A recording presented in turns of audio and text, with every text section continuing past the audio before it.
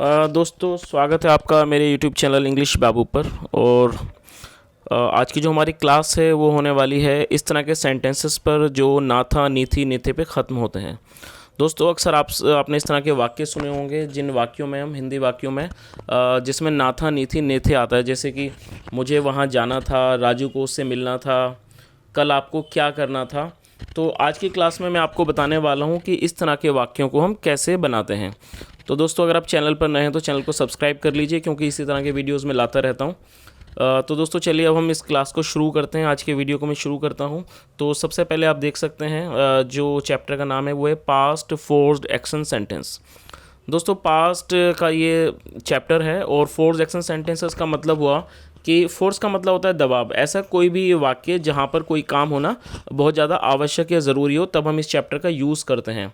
और यहाँ आप आइडेंटिटी देख सकते हैं, जो इसकी पहचान है वो है कि जब भी किसी वाक्य में ना था नी थी नेथे आएगा तो वो होता है हमारा पास्ट फोर्स्ड एक्शन सेंटेंस। जिस तरह मैंने आपको भी कुछ वाक्य बताए हैं और आपने थंबनेल पर भी देखा होगा इस तरह के वाक्य जिसमें ना था नी थी नेथे आता है।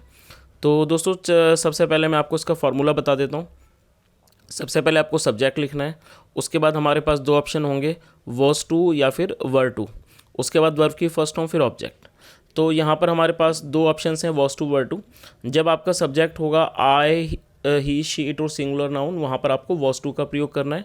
और जब आपका सब्जेक्ट होगा वी यू दे या प्लूरल, वहाँ पर आपको वर्ड टू का प्रयोग करना है। तो दोस्तों जब भी आप वॉस टू या वर्ड टू का प्रयोग करें तो आप सबसे पहले आप सब्जेक्ट को देखें, क्योंकि सब्जेक्ट के अकॉर्डिंग ही आपको वॉस टू या फिर वर्ड टू का इस्तेमाल करना है। और आपको इस चैप्टर में हमेशा वर्ब की फर्स्ट फॉर्म लगानी है। इस चीज़ का भी आपको ध्यान रखना है कि आपको कोई दूसरी फॉर्म नहीं लगानी है, हमेशा वर्ब की फर्स्ट फॉर्म ही लगानी है। तो दोस्तों यहाँ तक की क्लास में मैंने आपको आइडेंटिटी बता दी, फॉर्मूला ही बता दिया। चलिए अब हम कुछ वाक्य देखते हैं। सबसे पहले मैं आपको कुछ दिखाता हूँ, आप उसको देखिए।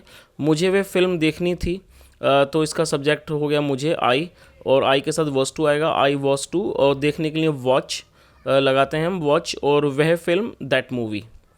अब अगला वाक्य देखिए। अगला वाक्य क्या है, मुझे वे फिल्म देखनी पड़ती थी या फिर देखनी पड़ी। तो इसका आंसर क्या लिखा है यहाँ पर, I had to watch that movie. तो दोस्तों यहाँ पर मैं आपको एक बात बताना चाहूँगा कि जैसे इसमें लिखा हुआ भी है, इन दोनों सेंटेंस से पता चलता है कि पहले वाले में काम नहीं हुआ और दूसरे में काम हो गया है। तो जैसा आप यहाँ पर देख सकते हैं, तो दोस्तों जैसा आप यहाँ पर देख सकते हैं, ये दो वाक्य हैं। पहला वाक्य है मुझे वह फिल्म देखनी थी और दूसरा है मुझे वह फिल्म देखनी पड़ती थी। तो देखनी थी वाले का आंसर ये है I was to watch that movie, और देखनी पड़ी में हमने हैड टू का प्रयोग किया। तो आप देख सकते हैं, जैसे मैंने आपको ये भी नोट पढ़ के बताया, इन दोनों सेंटेंस से पता चलता है कि पहले वाले वाक्य में काम नहीं हुआ और दूसरे में काम हो गया है। तो जो अगर हम इन दोनों वाक्यों की तुलना करें तो आप देखेंगे पहले में वो क्रिया होनी थी।